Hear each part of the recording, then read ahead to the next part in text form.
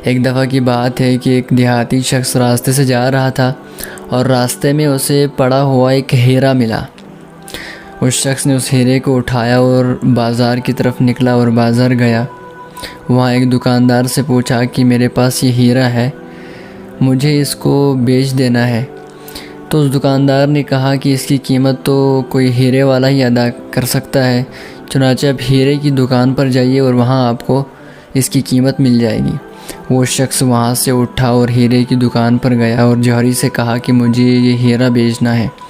तो उस जौहरी ने उस हीरे को देखा, अच्छे से जांचा और फिर उसके बाद कहा कि मैं तो क्या, ये पूरी मार्केट जो है ना, इस हीरे की कीमत नहीं अदा कर सकती, ये बहुत महंगा हीरा है।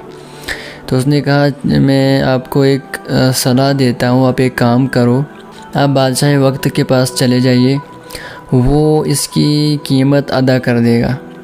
चुनांचे वो शख्स वहाँ से उठा, जैसे तैसे बादशाह के दरबार में पहुँच गया और वहाँ से मुलाजमिन से कहा कि मैं बादशाह सलामत से मिलने के लिए आया हूँ। तो उन मुलाजमिन ने जो इत्तला दे दी और बादशाह ने अपने वज़ीर को भेजा कि देख लो कौन शख्स आया है। चुनांचे वो वज़ीर से मिला और वज़ीर से कहा कि मैं ये हीरा बेचने के लिए यहाँ आया हूँ, तो मुझे इसकी कीमत चाहिए। वज़ीर ने वो हीरा लिया और बादशाह के पास चला गया। तो बादशाह सलामत ने कहा कि बताइए इसकी जो है कीमत क्या है। वज़ीर से कहा, तो वज़ीर ने उसको अच्छे से देखा, जांचा और उसके बाद देखने के बाद कहा कि बादशाह सलामत, अगर आप पूरी बादशाहत भी इस शख्स को इस हीरे के बदले में दे दो तब भी इसकी कीमत अदा नहीं हो सकती, ये बहुत कीमती हीरा है। तो बादशाह ने वज़ीर से कहा कि मुझे किसी भी कीमत ये हीरा मुझे चाहिए। वज़ीर ने कहा कि बादशाह सलामत आप मुझ पर छोड़ दो, मैं इसे ख़रीद कर आपके हवाले कर दूंगा, इत्मीनान रख लीजिए, मैं इसको ख़रीद लेता हूँ। वज़ीर वहाँ से निकला और वापस उस शख्स के पास आया और उस शख्स से कहा कि आप एक काम करो, इस वक्त तो आप घर चले जाओ, आप सुबह तुलुए आफ्ताब के वक्त यहाँ पहुँच जाना और आपके सामने इस बादशाह के दरबार के सारे दरवाज़े खुले हुए मिलेंगे। आप जिस भी दरवाज़े से आपका दिल चाहे दाखिल होना और आपको जो मर्ज़ी हो बादशाह के महल से निकाल लेना और शाम गुरूब आफ्ताब तक आपको वक्त दिया जाएगा। सुबह तुलु आफ्ताब से लेकर शाम गुरूब आफ्ताब तक आपको टाइम दिया जाएगा। उस वक्त में आप जितना बादशाह के महल से निकालना चाहो निकाल लो, जो मर्ज़ी हो निकाल लेना, सारे दरवाज़े खुले होंगे। चुनांचे उस शख्स ने कहा ठीक है। तो वहाँ से जो है वापस घर गया। रात को नींद भी नहीं आई, क्यों, अब सोचता रहा कि मैं बादशाह के दरबार से क्या निकालूंगा क्या नहीं निकालूंगा। तो ये रात भर सोचता रहा और करवटें बदलते जैसे तैसे उसकी रात गुजर गई। और जब सुबह वो निकला और तुलुए आफ्ताब के वक़्त बादशाह के महल के सामने पहुंचा तो देखा कि वाकई सारे दरवाज़े खुले हैं। तो उसने एक दरवाज़े से ना अंदर एंट्री कर ली और देखा कि सामने उस कमरे में उम्दा और बहुत ही ज़्यादा कीमती लिबास टंगे हुए मिले। जब उसने देखा तो सोचा कि अभी तो मेरे पास वक्त बहुत ज़्यादा है, सबसे पहले मैं यहाँ पर एक अच्छा सा ड्रेस लगाऊं, क्योंकि पूरी ज़िंदगी मैंने फटे पुराने कपड़े पहने, आज मैं अच्छा सा एक ड्रेस पहन लूँ।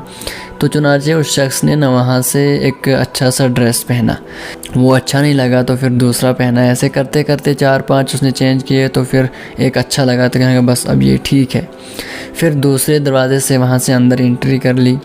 जब वो अंदर गया तो वहाँ क्या देखा कि सामने बहुत ज़्यादा कीमती और उम्दा तरीके के खाने लगे हुए हैं, जो इसने कभी ख्वाब में भी सोचे नहीं होंगे। ऐसे खाने, उनकी खुशबू आ रही थी, मुंह में पानी आ गया। चुनांचे वो शख्स आगे बढ़ा और टेबल पर बैठ के खाना खाया और खूब शिकमसेर होकर खाना खाया। तो फिर जब पेट भरा तो उसके बाद वहाँ से फिर तीसरे दरवाज़े में एंट्री कर ली तो देखा कि सामने एक बहुत ही उम्दा पलंग लगा हुआ है और बहुत नरम बिस्तरा लगा हुआ है। तो ये सोचता है कि अभी मेरे पास टाइम है, चुनांचे मैं ज़रा देख लूँ ये कितना सॉफ्ट है, कितना नरम है ये बिस्तरा और बादशाह सलामत कैसे सोता होगा यहाँ पे।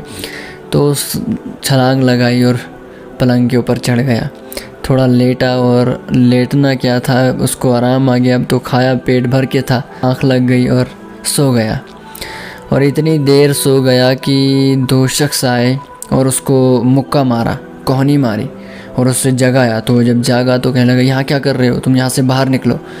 तो शख्स ने कहा, भाई अल्लाह के बंदे, मैं तो अभी आया, मैंने तो अभी बादशाह सलामत के घर से मैंने तो अभी बादशाह के महल से कुछ भी नहीं निकाला, मैं तो अभी थोड़ा मैंने खाया और उसके बाद मैं पलंग पर बैठ गया। तो उन्होंने जवाब दिया कि भाई आपका जो वक्त है ना, गुरूब आफ्ताब तक का वक्त दिया गया था, आपने वो वक्त ज़ाया किया खाने में और पहनने में और सोने में। अब तो आपके पास वक्त बचा नहीं है। आपके साथ कल वादा किया गया था कि सुबह तुलू आफ्ताब से लेकर शाम गुरूब आफ्ताब तक आपको जो मर्ज़ी हो निकाल लेना। तो गुरूब आफ्ताब का वक्त जो है निकल चुका। आप अब एक सुई भी इस कमरे से नहीं निकाल सकते। तो चुनांचे उस शख्स को धक्के देकर बाहर निकाला गया।